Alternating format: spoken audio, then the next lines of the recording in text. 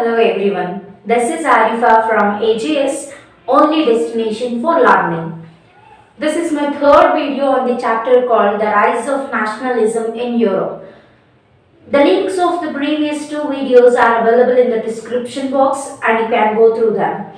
If you find my videos useful, please like my channel, subscribe my channel and share about my channel to your friends. See, today's topic is a new conservatism after 1815. I think you remember the importance of the year 1815.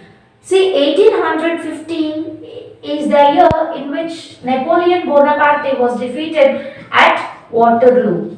This was the year in which the Napoleon Bonaparte's era has come to an end and he was defeated at Waterloo. After 1815, there were so many kinds of developments not only in France but throughout the Europe. One among them, the most important thing was about the idea of nationalism which sparked among the people of Europe, especially among the middle class men as well as the people who are involved in different kinds of trades. In the previous video, we have seen that how a new change or the new modifications were brought in the sector of economy and how the changes in economy have helped to initiate a new kind of nationalism throughout the entire Europe and how it made people to inspire for the collective identity in all factors, not only in the economy. See, when the developments took place in the sphere of economy, when the modifications and the new systems were introduced in order to have a unique identity for the economy, there were another set of people called conservatives. See, along with the liberals and nationalists who wanted a nationalism in their own nation, who wanted nation states, conservatives were another set of people who preferred a gradual change to the quick changes in their nations. They did not wanted all of a sudden modifications in the administrative systems of their nations, but they preferred a gradual development in each and every sector. It may be a democracy or it may be universal adult franchise. They preferred a gradual change to the quick changes in their own nations. And along with these conservatives, they wanted their culture to be preferred, they wanted the system of monarchism, churches and whatever privileges were there from the several centuries, those they wanted to preserve instead of completely abolishing them from their own nation. This was the belief the conservatives they had, and they have also seen the monarchs like Napoleon Bonaparte as the liberators, because you know that Napoleon Bonaparte, he introduced several reforms, maybe the standard weights and measures, maybe the uniform civil code throughout the entire nation, or the abolition of feudal privileges. So he brought several reforms in the name of civil code of 1804, isn't it? So they saw even the dictators like Napoleon Bonaparte as liberators, because though they are the monarchies, they have contributed very much immensely to the nations of France as well as to the European continent. So conservatives, they were ready to accept the autocracy. They were even ready to accept the monarchs if they were working at a full-fledged manner with all their contributions to the nations. They were contradictory to the liberals as well as nationalists who preferred nationalism, who preferred a collective identity, and those who preferred a quick change in the society. When these were the contradictory ideals of both these conservatives as well as liberals and nationalists, there was a congress which was held in European continent. So this assembly, it was held in the same year of 1815, in which European powers, which consist of Britain, Russia, Prussia as well as Austria, they met at Vienna, a city in Austria. All these European powers they met together in Vienna, and for this meeting or for the assembly of all these four different nations, for four different powers of Europe, it was headed by an Austrian chancellor called Duke Metternich. So this Duke Metternich, who was a chancellor of Austria, he headed the assembly of these European powers, which was met at Vienna. All these European powers, they together they framed a Treaty of Vienna.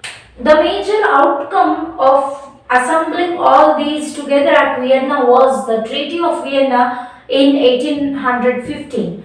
The major objective of this Treaty of Vienna is of undoing all the things which happened during the Napoleon period. Through this Treaty of Vienna, they wanted to change the things which were modified by the Napoleon during Napoleonic Wars. So, what all changes they made or what all things they have introduced through this Treaty of Vienna are, see, the first one, according to this Treaty of Vienna, which was implemented was the Bourbon dynasty. It was restored in France, which was overthrown during the period of revolutionary France.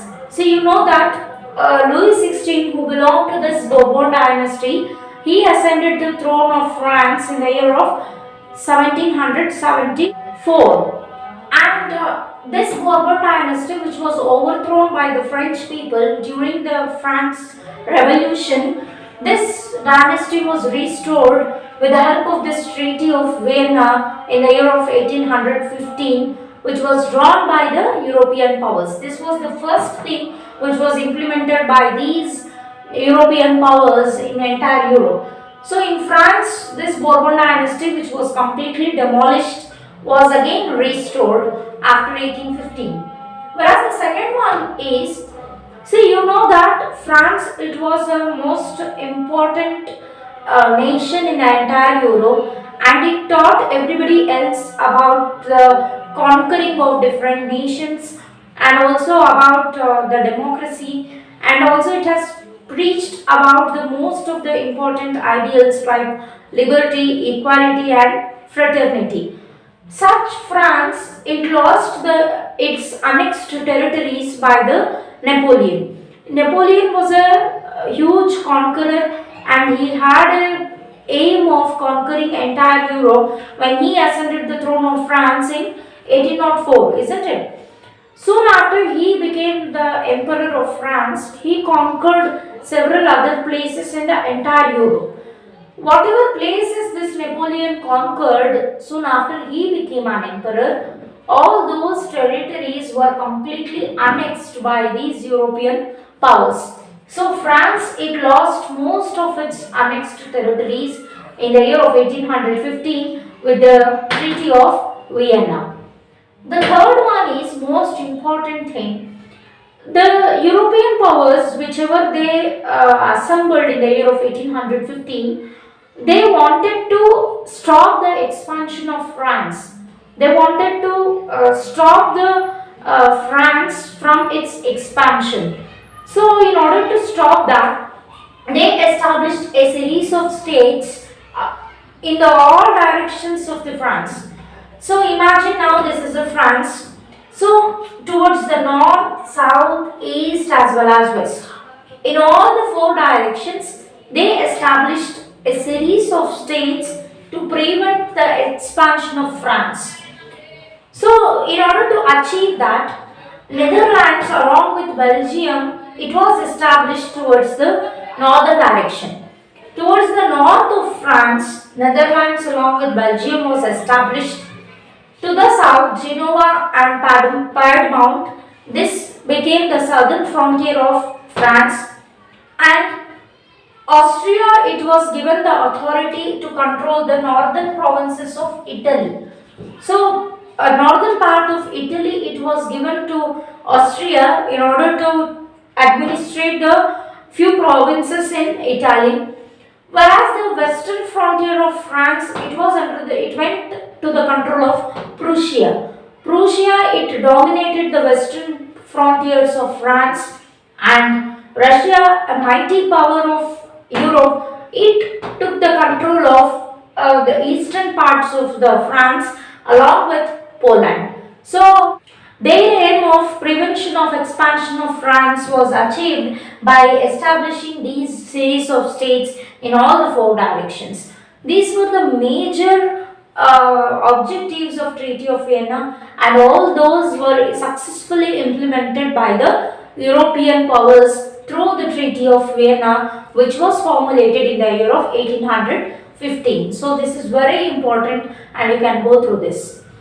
So now, with all these things, they were done in order to re-establish the conservatism. See, I have told you that there were a category of population called conservatives who preferred a gradual change to the quick change in the entire European continent. So all these things, whichever they were implemented, the aim of implementation of all these things is to bring back the conservative ideals which were lost after the French Revolution, which were lost because of the impact of French Revolution in the entire Europe. To bring back that conservatism, all these things were implemented, and with this Treaty of Vienna of 1815, a conservative regime was established. This newly formed conservative regime was not at all friendly, and they did not tolerate any kind of criticism against them. This criticism was it was opposed by the conservative regime, and most of the conservative regimes, they imposed a censor upon the newspapers as well as journals, even upon the writing of any kind of books, plays, or you can even call as any dramas, whatever may be there, any communication or any kind of entertainment, it was completely censored by the conservative regime, and people had no freedom to express their opinions through the newspapers or through the journals and so on. Conservative regime, they wanted to bring back the autocracy which was overthrown during the revolutionary period. They wanted to establish a conservatism again, and take the people of entire Europe under their control. But whatever things the conservative regime it did, the French Revolution, it never stopped inspiring the liberals who fought for democracy, never stopped inspiring any nationalists who wanted to throw away the conservatism. So French Revolution, it was a never-ending inspiration for all the people who wanted to establish democracy and overthrow this autocracy. So those liberals, they took this French Revolution as a source of inspiration and continued to fight. So the most important thing which happened because of the inspiration of French Revolution is the establishment of many secret societies. So in entire Europe during the late 18th century and all, many secret societies were established. These secret societies, they fought for the liberal nationalism in the entire Europe. Establishing secret societies or to be liberal or to be nationalist meant that opposing the monarchs who came into power in entire Europe. Though they had a feeling of repression, many secret societies they sprang up after the years of 1815. And most of the nationalists or the revolutionaries, they even believed that establishment of nation states.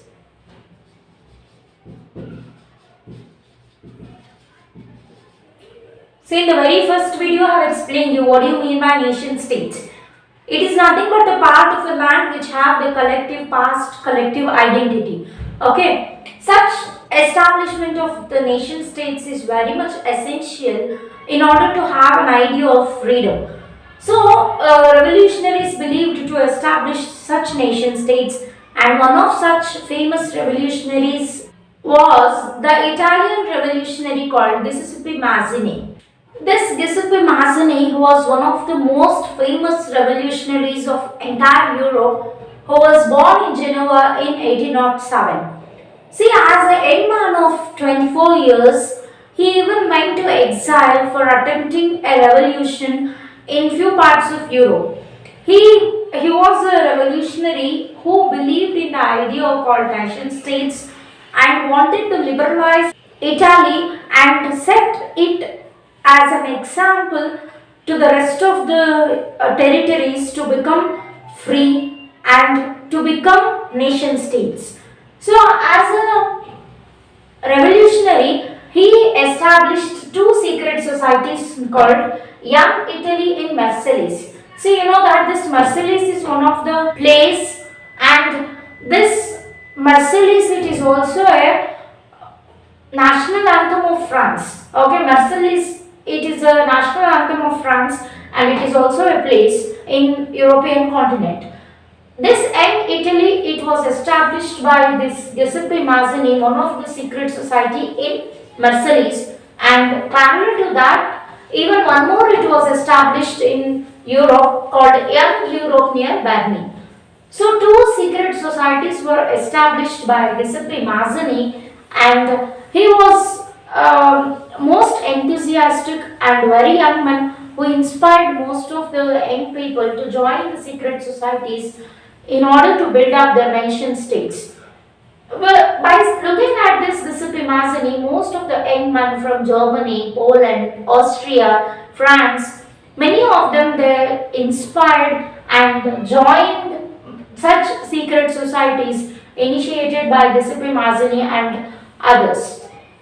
Metternich, you remember him, right? This Metternich, who was a Austrian chancellor who even headed the European powers at Vienna, he described this Giuseppe Mazzini as the enemy of the social order in the entire Europe. You know that Metternich, he believed conservatism, and because of that itself, they brought back this conservatism in entire France through the Treaty of Vienna, right? So this Metternich, he described this Giuseppe Mazzini as a enemy of entire social order. With such revolutionaries on the scene now, what will happen in Europe later? Will the nationalism spring up, and will the idea of nationalism really works out or not? Let us see in the next video. So in this video we have discussed about the Treaty of Vienna, which was framed by the European powers, its impact, and how revolutionaries they were against the conservatism and they were for the liberalism as well as nationalism, and how with the enthusiasm towards the nationalism they established many secret societies during the years after 1815. Hope you understood. If you find my videos useful, please like them, share them and subscribe my channel for sure. Me signing off from AGS, only destination for learning. Thank you one and all.